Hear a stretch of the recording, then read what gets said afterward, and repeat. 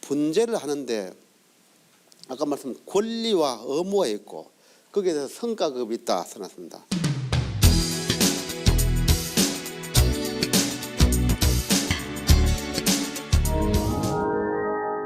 여러분들의 부모 입장에서 자식들한테 말씀하기를 너희들이 받을 권리가 있어. 내가 낳았으니까 권리입니다.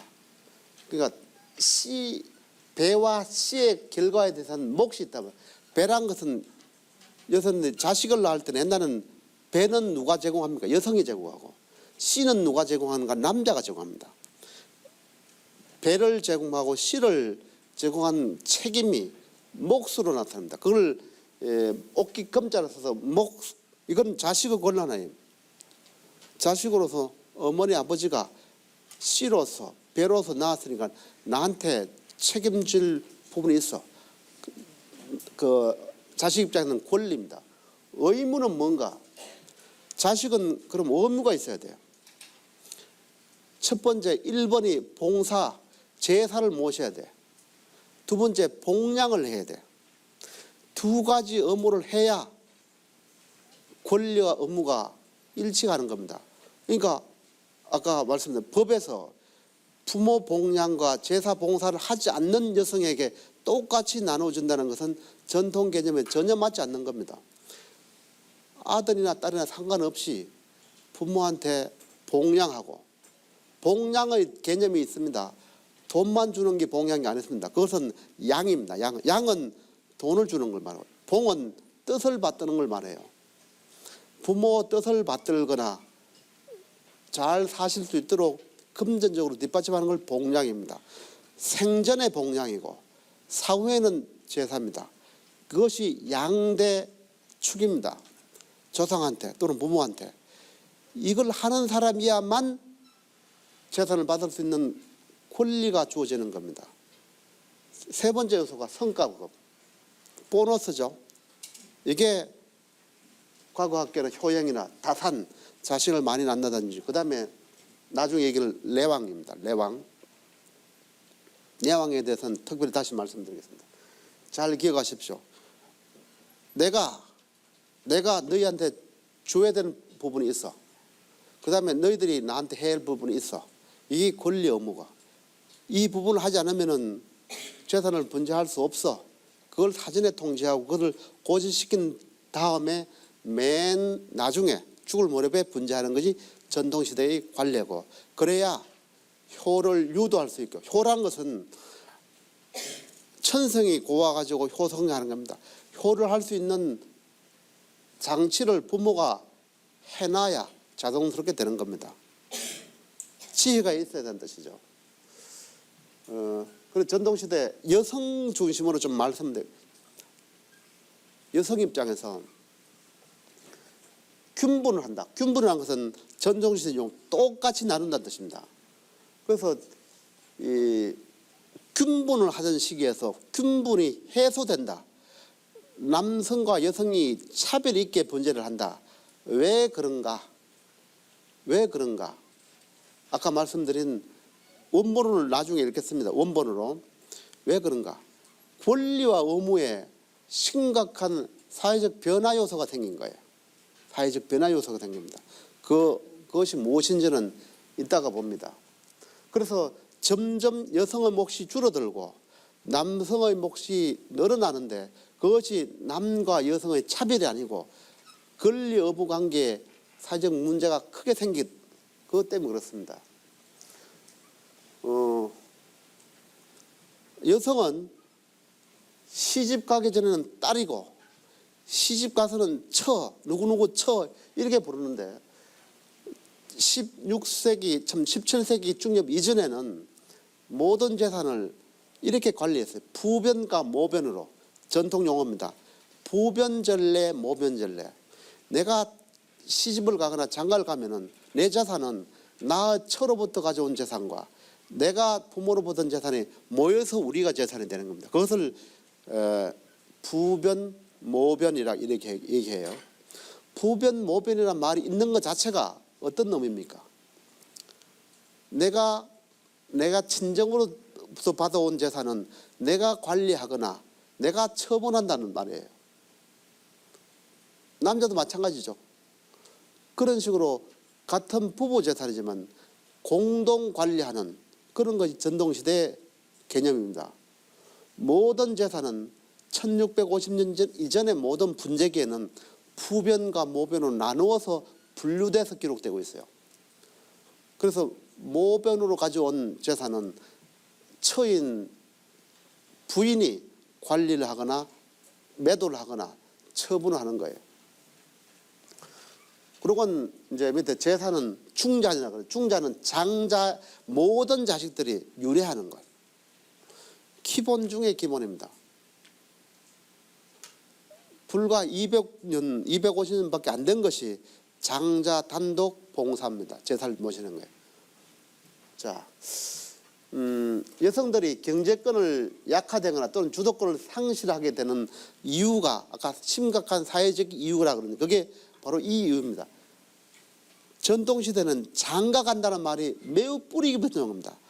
정말로 장가를 가요. 어디? 처가로.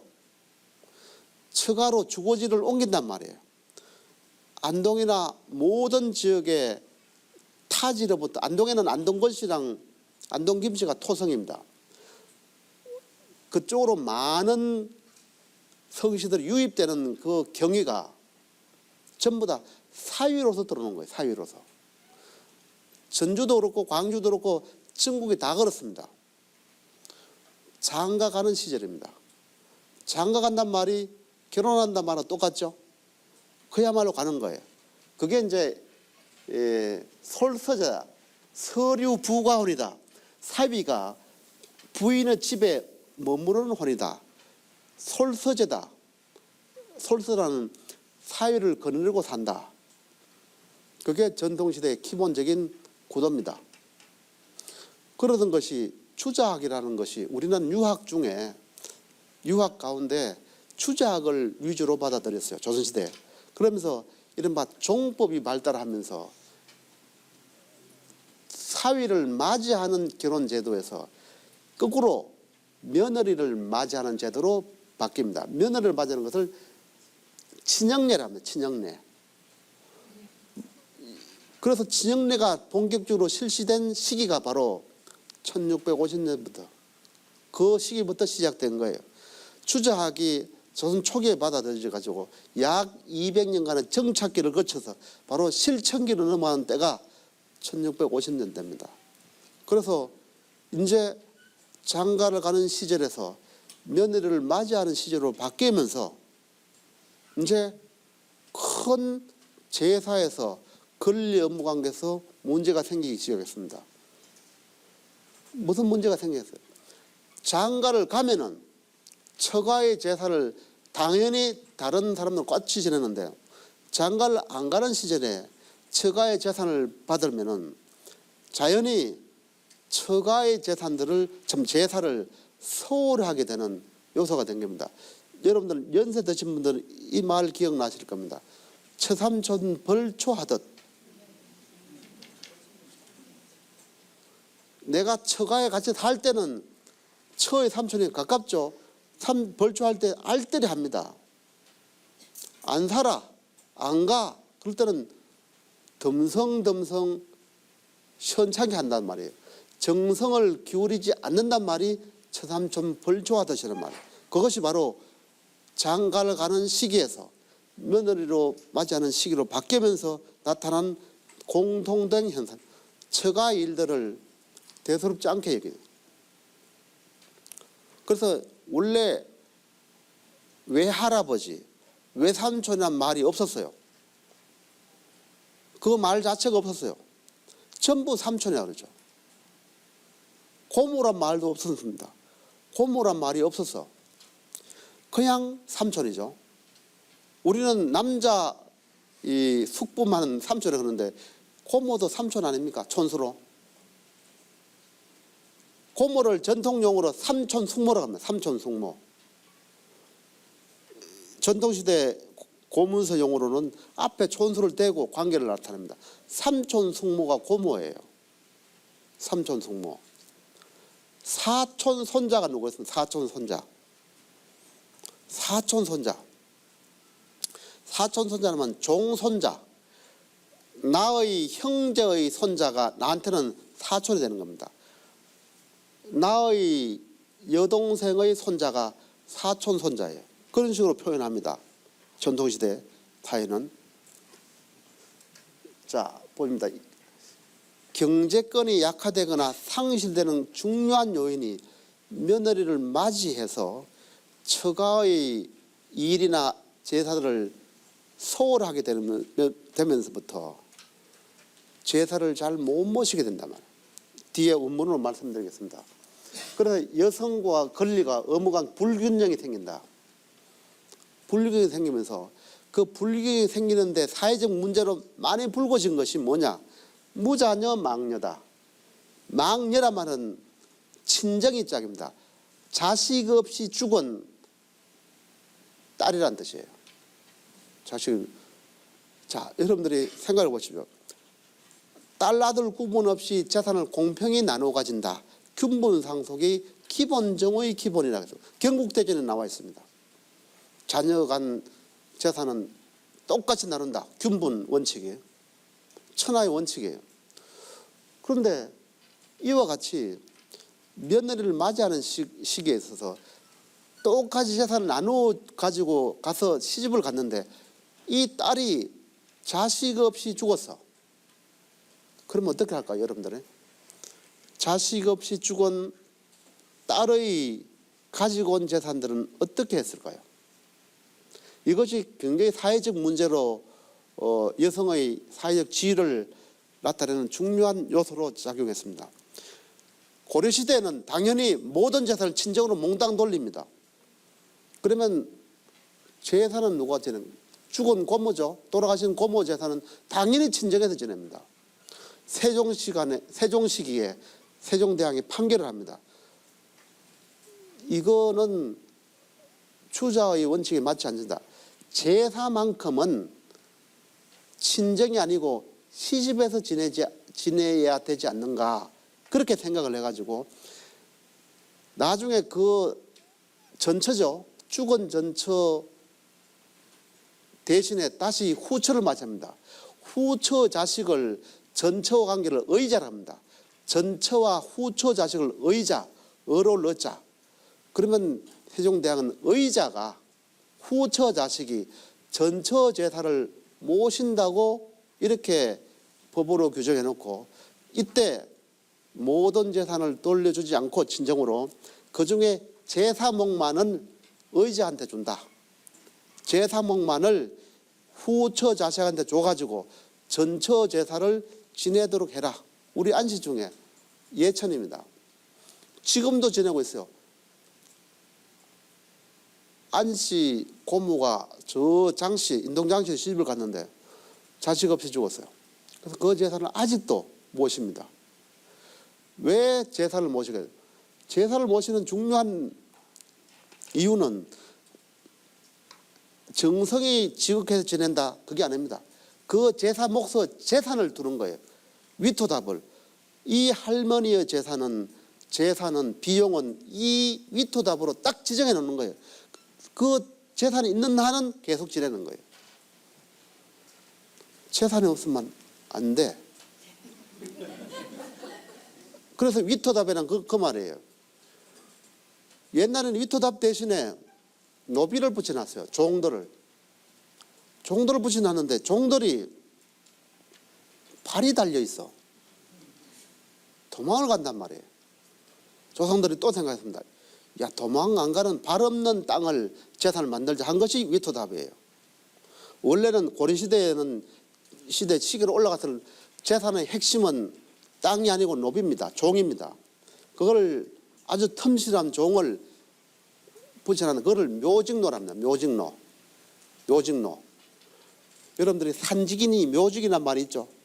그 말의 전 시기의 용어가 묘직노입니다.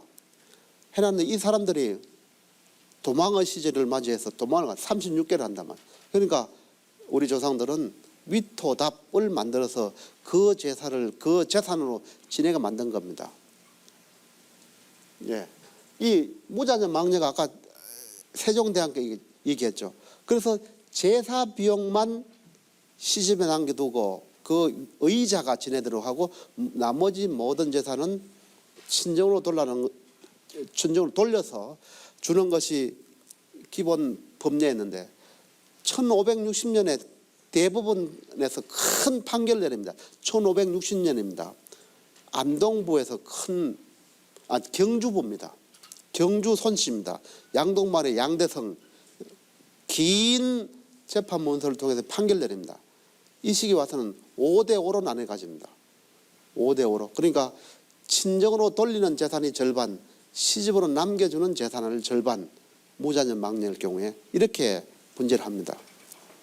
그래서 자식 없이 죽은 여성일 경우에는 절반씩 친정과 나누어 가지고 이렇게 되었네요. 예. 그래서 이제 그 무자녀 망처 제가 고문서를 많이 읽었는데 그 중에 제일 억울하고 괘씸한 게 누군가 하면은 옛날에는 시집가서 일찍 죽는 사람이 너무 많아. 그리고 일찍 죽은 전처에 대해서 그 사위가 의지를 하는 거예요. 정을 끊는 겁니다. 그때 제일 서운해하는 사람이 장모입니다.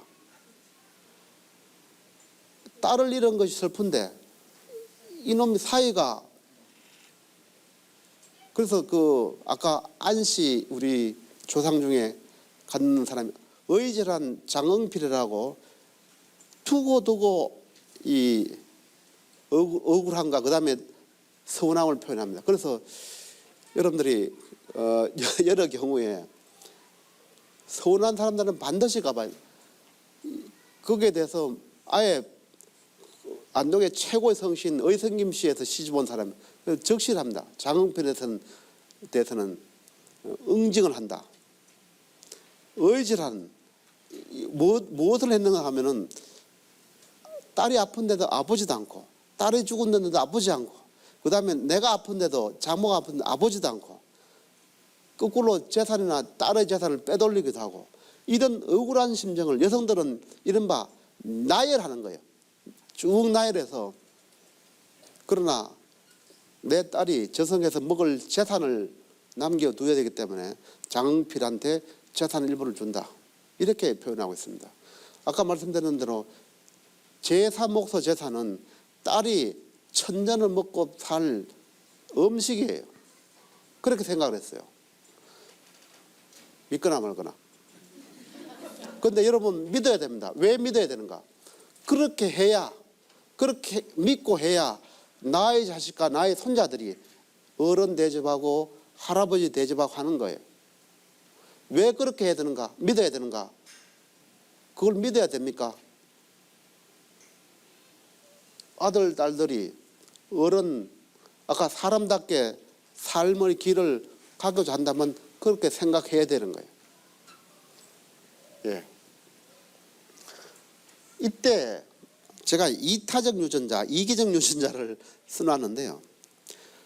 남성들은 유교 사회가 되면서 공동체 위주로 문중이나 성원이나 집단 위주로 생각하고 여성들은 가정이나 자식이나 이 위주로 많이 생각하게 됩니다. 그래서 이기적 유전자가 사회 발전적인 요소가 많은가? 여러분들이 얘기하죠. 전철간에 자리가 나면 여성들이 쏜살을 갖지 않는다고. 그것이 예의가 없다. 난 그렇게 생각하지 않습니다. 유전자라는 것이 나를 편안하게 해야 임신 가능 상태가 높아지고 편안해야 그게 이기적 유전자의 여러분들 리차드 도킨스의 이기적 유전자를 읽어보십시오. 그렇게 나와 있어요. 그게 자기 종족을 유지시키거나 발전시키는데 요소다. 자, 황씨 할머니 예를 듭니다. 황씨 할머니. 황씨 할머니는 정말 대단한 할머니인데 이 할머니는 여러분들 인터넷에 보시면 안동에 가면은 군자리라고 있습니다. 오천 군자리라 군자 마을이라고 쓰는데 7군자가 나왔다가 군자리라 합니다. 광상 김씨입니다. 예안파 종가입니다. 이 집안에는 안동에 말이죠. 물속에 들어간 집안이 많아요. 안동댐 만든다, 이마댐 만든다고 하회마을 같은 게 10개가 들어갔어요. 그런데 안동댐 만들 때 다 들어갔는데 이 집안만큼은 안동 광산김씨만큼은 들어가지 않았는데 그 옮기는 지혜가 군자만 이주를 시켰어요. 군자 마을인데 한번 쳐보십시오. 또 안동에 체험 마을이 많은데요. 그 대표적인 데가 이 군데입니다. 여러분들이 도시에 살다가 편안한 기와집에서 자보시면 마음이 따라지는 한 안동 그 고가지 지난번에 문재인 대통령이 가가지고 유명해진 임청각이라든지 그다음에 유명한 종가들이 개방한 데가 많고 요즘 불편하지도 않아요. 한번 아드님 딸님들 모시고 가보십시오. 항시 할머니가 그 집안 사람입니다. 제가 밑에다 개후자, 수양녀, 시양녀 써놨습니다. 미리 결론적으로 말씀드렸는데 옛날에는 아들이 내가 낳은 아들도 있지만은 내가 낳지 않은 아들, 딸들을 많이 뒀어요. 기본으로. 대부분 그렇습니다. 수양, 시양녀입니다. 이 사람들한테 할림씨 할머니는 어떻게 했는지 한번 살펴봅니다. 이 군자마을, 안동 군자마을 이주지역이에요. 이 아래로도 수많은 기와집들이 낙동강 속에 파묻히지 않고 살아남아 있습니다. 이 하룻밤 한번 잡아주십시오. 제 얘기하고. 그럼 공짜로 여러분들은 족보 봅니다. 이 항시 할머니가 숨어있는 족보인데 여기서 족보 보는 법을 여기다가 좀 써놨습니다만은 족보는 기본적으로 보는 방법이 뭡니까? 위에서 아래 내려오면은 부자 관계를 나타내요. 부자. 위에서 아래 오는 것은 부자 관계, 오른쪽부터 왼쪽 가는 것은 형제 자매 관계를 나타냅니다. 다 아시죠? 기본적으로 위에서 아래로 가는 것은 이거를 칸이라 그러고 또는 청, 1층 1층 할 때 청이라 그러고 왼쪽이라는 것은 항이라 그러죠. 단일 행자를 쓰고 이걸 나란히 할 때는 행이라 하지 않고 항 그러고 우리가 형제관계를 말할 때 항렬이라 이것을 항이라 그러고 이것은 그 청이라 1청 2청 이렇게 얘기합니다. 그래서 청으로 내려오는 것은 부자관계를 부조 정조 외조 전 부조 정조 이런 직계를 말하고 오른쪽부터 왼쪽은 형제 자매 관계를 나열할 때 씁니다.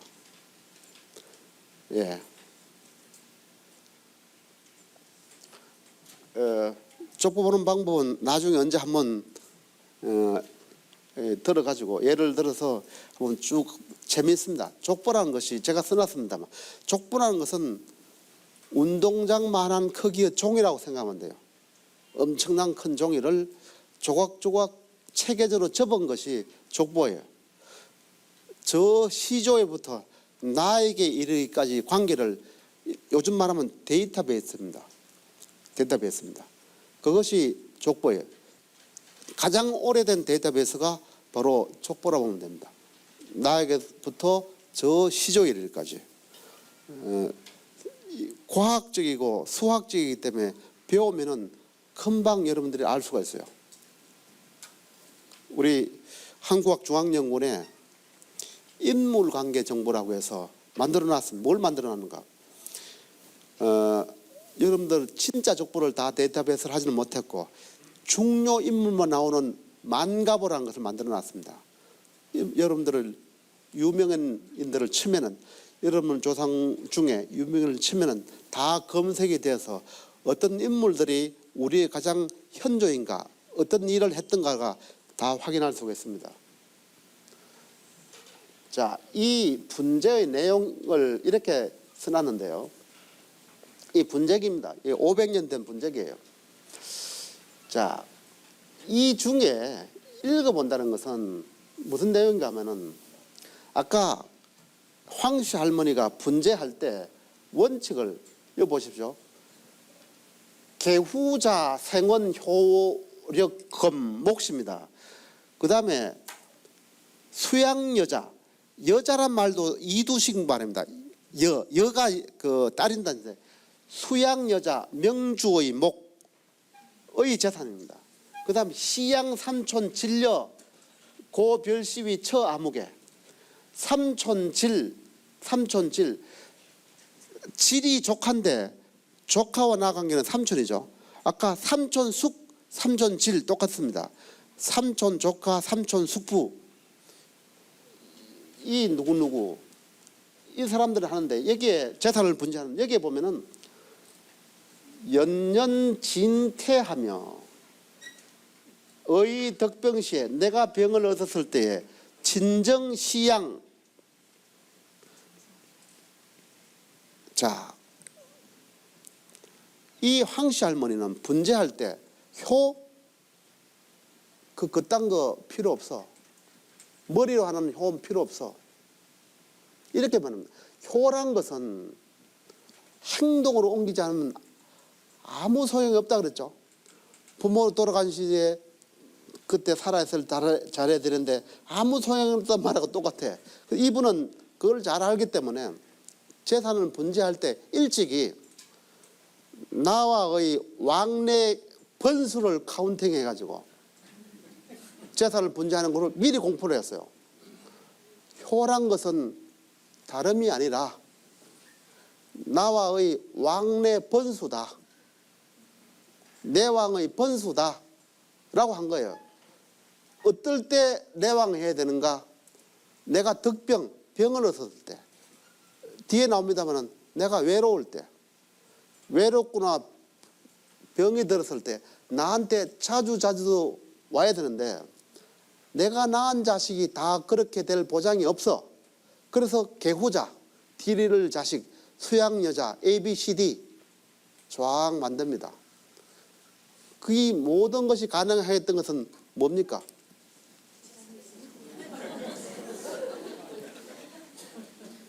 미리 해야 됩니다.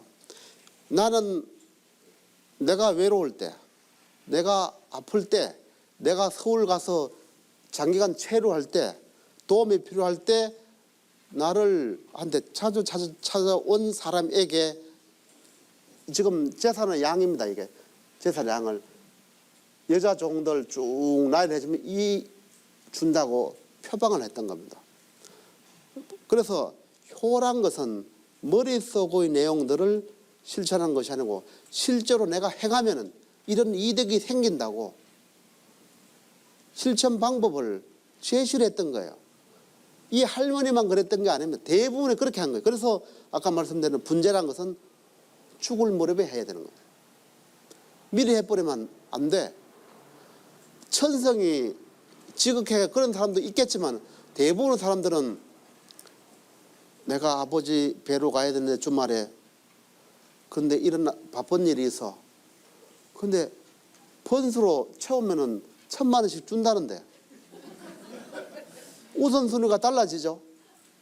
바쁘다는 말은 우선순위가 뒤에 갈 때 하는 소리예요. 우선순위가 딱 정해지면은 그거부터 문제하면 바쁜 일이 뭐 있어. 그거부터 문제하면 되는데 다 그렇게 1번이 되도록 부모들이 다 이렇게 해놓은 거예요. 나한테 자주 왕래하는 삭사광래란 말이 그런 말이에요. 삭사광래. 나이 들어서 특히 여성들은 가장 1번이 왕래입니다. 다른 건 다 필요 없어. 왕래하지 않는 효란 것은 있을 수 없는 거예요. 그래서 이 할머니는 남성들이 말하는 효 아무 짝에 쓸모없어. 나한테는 왕래가 곧 효도야. 왕래 번서로서 재산의 양을 정하겠다. 내 아들 걔도 필요 없어. 나한테 자주 오는 사람은 수양녀, 시양자 이런 사람들이 다 줄지어서 있어. 충성의 방법들, 대상자들을 여러 곳으로 해놓는단 말이에요. 그게 안전장치죠.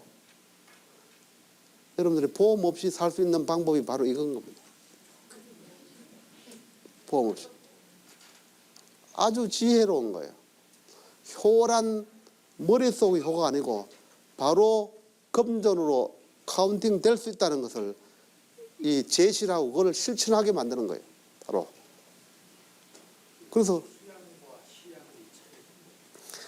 수양은 뭐냐면, 시양은 그냥 모신다는 뜻. 수양은 3세 전 수양과 3세 후 수양이 있어요. 법에 말이죠. 하도 이런 경우 많으니까 3세 전에 수양을 데려다 기르면은 자기 친자식과 똑같은 분량의 재산을 줘야 돼요. 3세 뒤에 하면은 차등을 줍니다. 그래서 시양은 3세 후에 한 걸 말하고 수양은 3세 전을 한 겁니다. 3세 전 수양은 친자식과 기자, 동기자라 나의 자식 똑같이 분재를 해줘야 되는 법적인 그 규정이 있습니다. 그래서 요즘은 하지 않지만은 제가 수양녀, 시양녀 삼는 문서도 있습니다. 문서, 계약 문서도 있어요.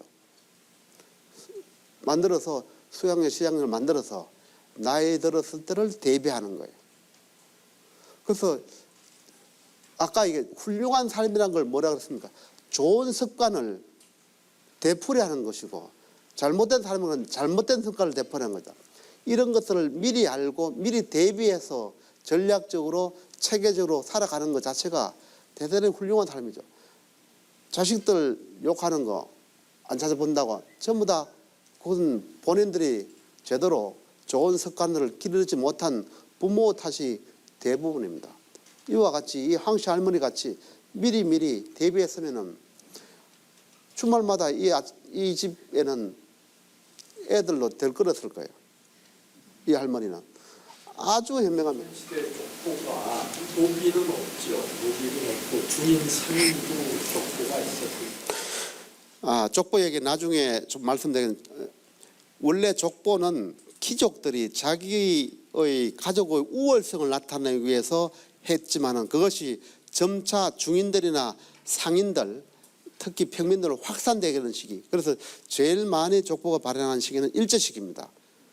상인, 중인, 평민이 없을 때 모든 성씨들이 특히 천민들도 족보가 있어야 양반이다 해가지고 다 끼어드는 거예요.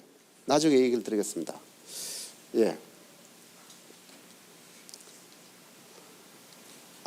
밑으로 가요. 자, 이 문제는 부안 김씨 얘기입니다. 제가 전국의 모든 가문들은 대부분 갔다 그랬죠. 그 중에 부안에 부안 김씨 종가 변산본도 있는 데를 갔어요. 그 집안에 나오는 분재기 내용 중에 나는 왜 오빠 3분 1만의 상속을 받을 수밖에 없는가? 1669년입니다. 이 시기가 아까 얘기했던 17세기 중엽의 얘기입니다. 이 부안김씨 이 문서입니다.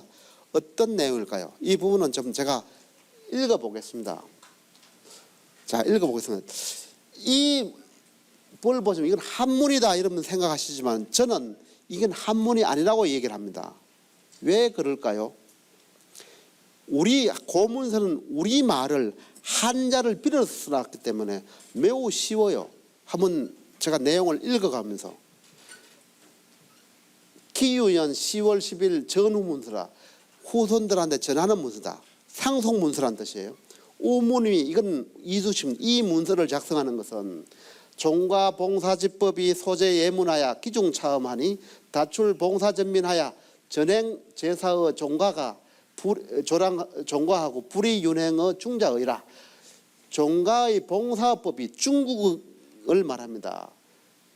밝게 예제의 글에 잘 밝게 있어가지고 이미 중하고 또 음해서 봉사전민 제사를 모시는 토지와 노비를 많이 내가지고 오로지 종가에서 제사를 지내고 중자 여러 지차 자식들에게는 윤행하지 않는데 이게 중국입니다.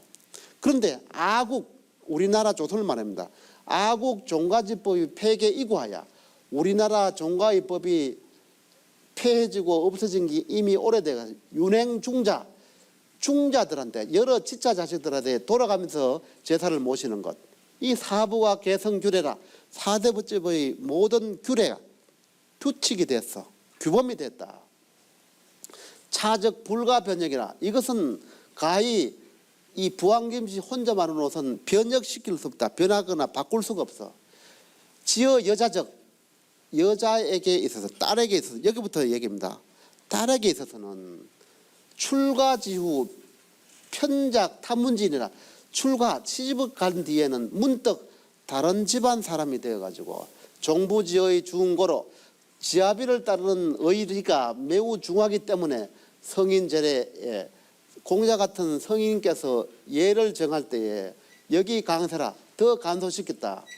정의국이네. 그래서 정의가 모두 가벼운데 세간 사대부가 제사 윤행의 여서가자 비비유지하네.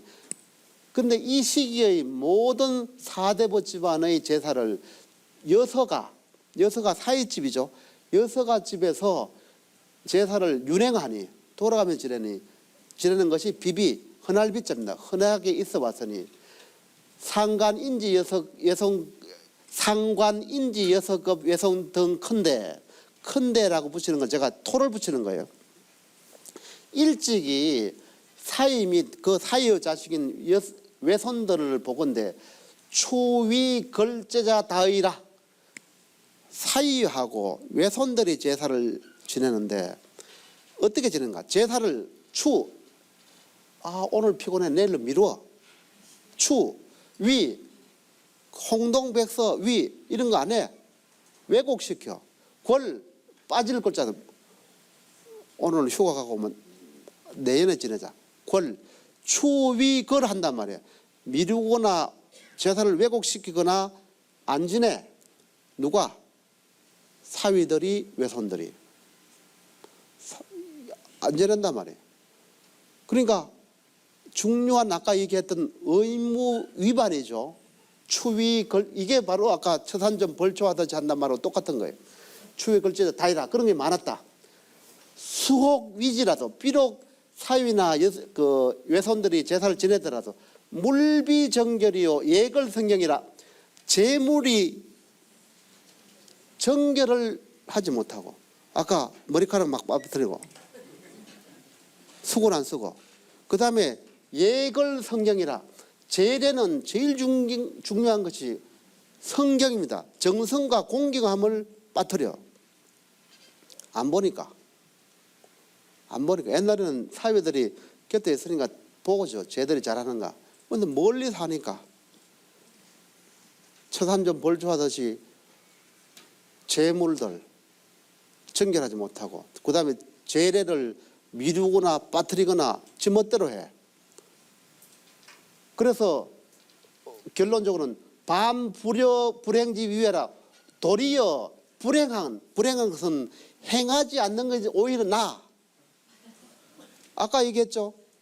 내가 제사 먹으러 내려왔는데 이놈들이 머리카락 막 빠져 차라리 안 먹고 옆집에 찬물 마시는 게 낫겠다. 그것이 바로 이런 제사는 행하지 않는 것이 더 낫다 이 말입니다. 이유라 오가정 이건 남들 집안 얘기고 부왕김씨 우리 집안은 정이 차사로 일찍이 이 일을 가지고 여성들 사위들 외손들이 덤성덤성 정성을 다하지 않는 이 일을 가지고 품정을 선인해서 자기 아버지한테 물어서 여쭈어 정했는데 우리 형제는 바탕이 질정이 익숙해서 우리 바탕이 익어가지고 바탕이 있는다마는 우리는 그런 얘기를 안 한단 말이에요. 단 불륜행어 여서 외손지 가라. 결단코 여서 및 외손의 집에서는 제사를 돌려주지 않는다. 그걸로 가지고 하여금 정식으로 삼는다. 세세준행이다. 이걸로 대대로 준행한다는 뜻입니다. 아까 얘기한 대로 여성의 자식인 외손들이 제사를 정성과 재물들을 다 하면은 괜찮은데 이 사람들이 그렇지 못하다. 그래서 우리 집안에는 결단코 여서 및 사위 및 외손들의 집에서는 제사를 윤행하지 않는 것으로 정식을 삼았다. 왜 오빠보다 3분의 1을 밖에 못 받는 이유가 여기서 나오죠. 옛날 어른들이 이렇게 차대를 할 때는 분명한 이유가 있어요. 분명히 제시를 하고 있는 여기서. 부왕김씨는 3분의 1을 밖에 못 받는 이유가 있어요. 3분의 1을 밖에 못 받는 이유가 여기서 나오죠. 옛날 어른들이 이렇게 차대를 할 때는 분명한 이유가 있어요. 분명히 제시를 하고 있는 여기서. 부왕김씨는 3분의 1을 밖에 못 받는 이유가 여기서 나오죠. 옛날 어른들이 이렇게 차대를 할 때는 분명한 이유가 있어요. 부자적. 그런데 이게 좀 부자적, 아버지와 자식 사이에, 아버지가 아니고 여기는 부모와 자식 사이에 정리수무관은 합니다. 그 정의가 남자나 여자나 아무 차이가 없어. 부모 입장에서는 차이가 없으나 생전에 무봉양지도 하고, 여자를 말합니다. 여자는 생전에 부모를 봉양한 도리도 못하고 사후에 무행제지리하니, 죽어서는 행제, 제사를 행하는 도리를 못하니, 하독이 전민여 남자 등문화 어찌 홀로 토지와 노비를 남자와 더불어서 등불이란 건 똑같이 나눌 수 있겠는가? 이 말을 거꾸로 하면은 내가 정성을 다해서 제사를 모시고 1번, 2번 부모 봉양을 똑같이 한다면은 재산을 차등받을 이유가 전혀 없단 말이에요. 오빠랑 차들 전혀 없어. 근데 세간 사대보살을 볼 때는 1번 예걸 성경, 정성을 안 해. 제사 지낼 때 정성 없이 제사 지내는 건 안 지내는 것보다 더 못합니다. 정말 그렇습니다.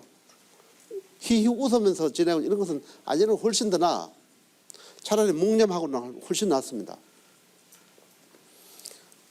제물과 성경이 맡는 제사를 이 세간의 사람들이 여서 및 그 사위 및 외손들이 하는, 이것은 절대로 우리 집안은 하지 않고, 그러나 부모와 자식에 있어서 남녀, 딸과 아들은 아무 차이가 없어.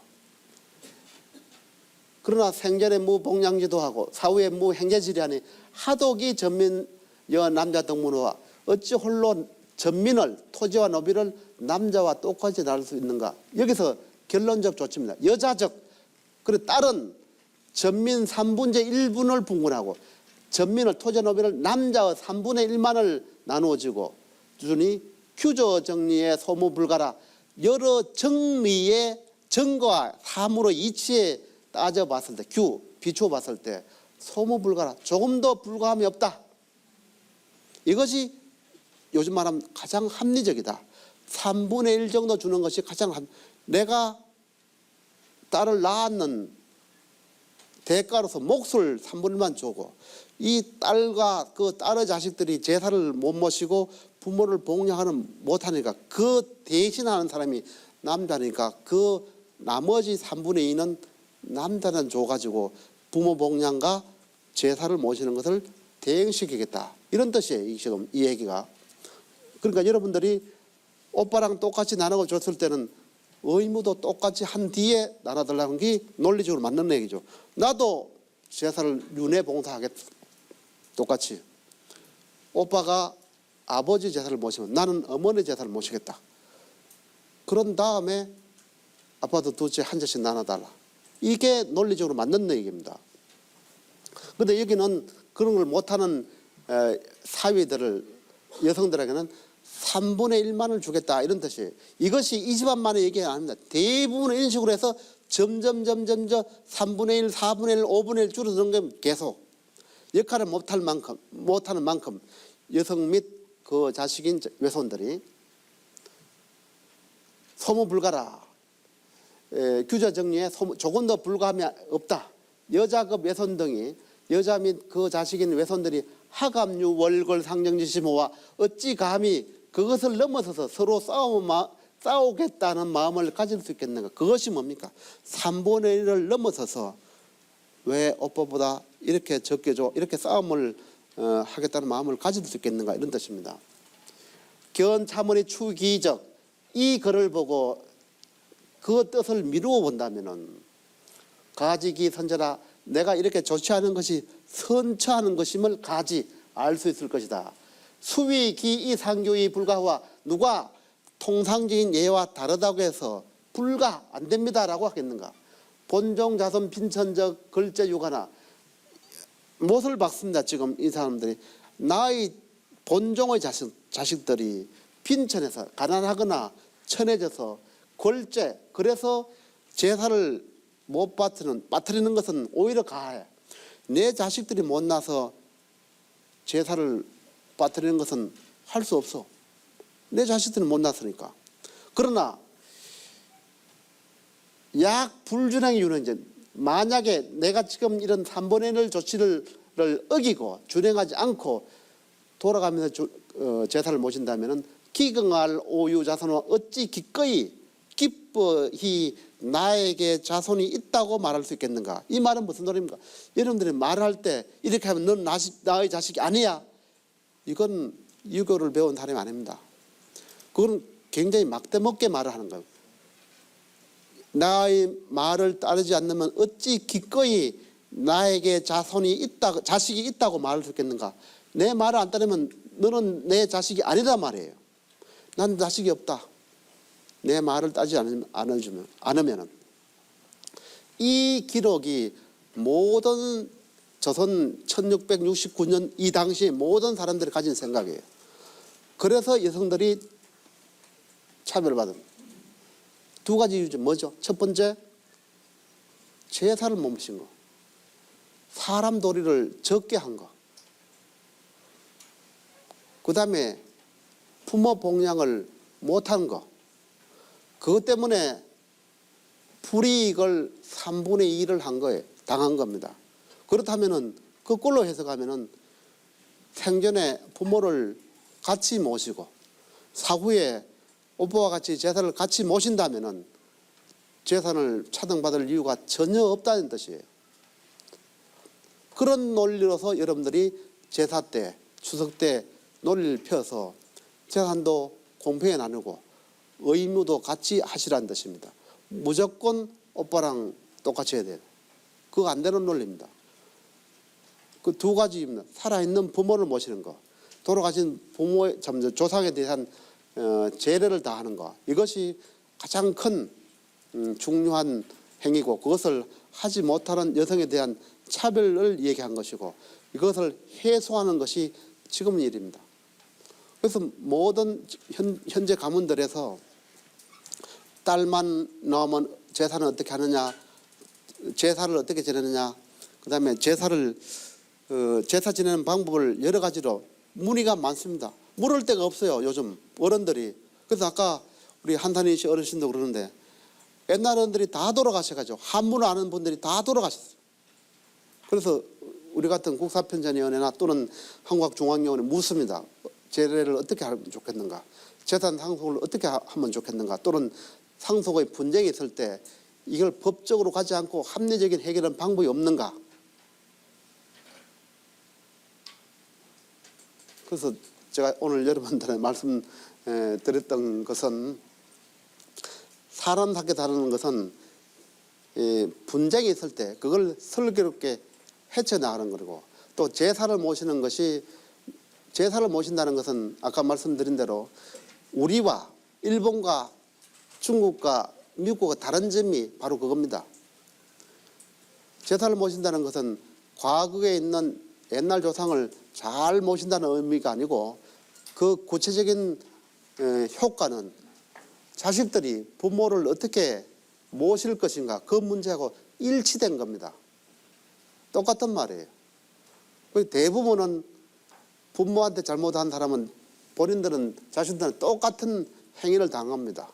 그래서 특히 여성분들이 묘사를 간다, 제사를 간다, 명절을 간다는 것은 곧 내가 조상한테 하는 일이 아니고 내가 후에 뒷시기에 받을 것을 미리 하는 겁니다. 하는 사람이 받는 거죠. 그래서 사람답게 산다는 뜻이 그렇습니다. 족보를 안다는 것은 옛날 과거의 조상을 안다는 것이 아니고 미래에 자기 조상이 나를 기억해 준다는 그것 때문에 공부해야 된다는 것이고, 그 다음에 분재 얘기 같은 경우도 마찬가지. 가장 요즘도 분쟁이 많은 것이 민사가 분재, 재산 상속에 가는 겁니다.